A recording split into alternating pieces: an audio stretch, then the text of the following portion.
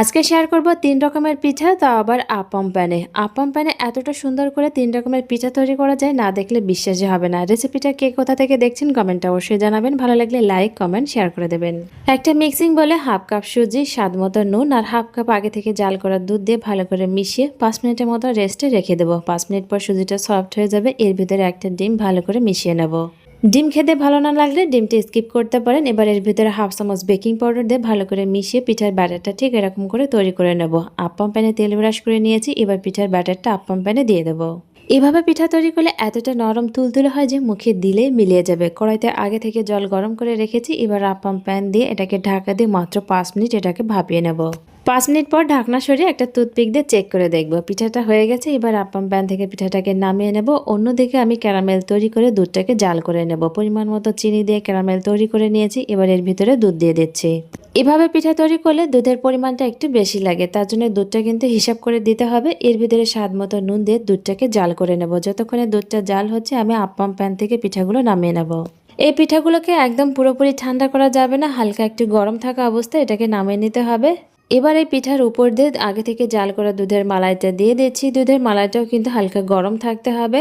এবার এই পিঠাগুলোকে ঢাকা দিয়ে কিছু সময় রেখে দেবো। কিছু সময় পর ঢাকনা খুলে দেখাচ্ছি একদম ফুলে ডবল হয়ে গেছে আর পিঠাগুলো কতটা নরম তুলতুলে হয়েছে। একটা পিঠা কেটে দেখাচ্ছি। এভাবে একবার মালাই পিঠা বানিয়ে খেলে নিজেই বুঝতে পারবেন না এটা পিঠা না রসগোল্লা খাচ্ছি, খেতে এতটা বেশি মজার হয়।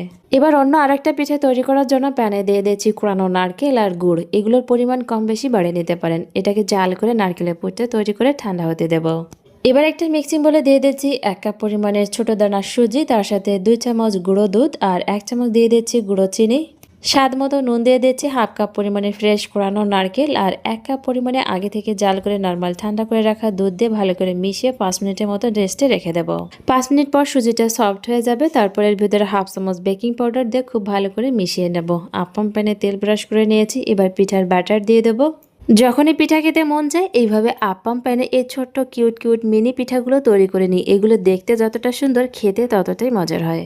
নারকেলের পুরটাকে এভাবে ছোট ছোট লাড্ডুর মতো তৈরি করে পিঠার মাঝখানে দিয়ে হালকা একটু নিচের দিকে চেপে দেবো। তারপর উপর দিয়ে পিঠার ব্যাটার দিয়ে নারকেলের পুরটা ঢেকে দেবো। কড়াইতে আগে থেকে জল গরম করে নিয়েছি। আপ্পাম প্যান দিয়ে মাত্র ৫ মিনিট এটাকে ভাপিয়ে নেব। আর পিঠাগুলো দেখেই বুঝতে পারছেন কতটা সুন্দর দেখতে হয়েছে। এবার একটা পিঠা ভেঙে দেখাচ্ছি ভিতরে নারকেলের পুরটা কতটা সুন্দর হয়েছে। মাত্র ৫ মিনিটে তৈরি করে নিলাম। ১ কাপ সুজি দিয়ে ছোট্ট মিনি কিউট কিউট মিনি ভাপা পিঠা, খেতে দারুণ মজার হয়। এবার আপ্পাম প্যানে তৈরি করব চিতই পিঠা। তার জন্য ১.৫ বাটি পরিমাণে ভেজা চালের গুঁড়ো নিয়েছি। তার সাথে ৫ টেবিল চামচ ময়দা দিয়ে দিচ্ছি। ভেজা চালের গুঁড়োর পরিবর্তে চাইলে এখানে শুকনো চালের গুঁড়োটাও ব্যবহার করতে পারেন। এবার এর ভিতরে স্বাদ মতো নুন আর পরিমাণ মতো কুসুম গরম জল দিয়ে পিঠার ব্যাটারটাকে তৈরি করে নেব। চিতই পিঠা তৈরি করার জন্য মাটির খোলা মাটির সাজের আর কোনো দরকার হবে না। আপ্পাম প্যানে একদম সহজভাবে ফুলকো জালিদার চিতই পিঠা তৈরি করে নেওয়া যায়। পিঠার ব্যাটারটা একদম রেডি হয়ে গেছে। এবার হাফ চামচের থেকে একটু বেশি পরিমাণে বেকিং পাউডার দিয়ে পিঠার ব্যাটারটাকে ভালো করে মিশিয়ে নেব।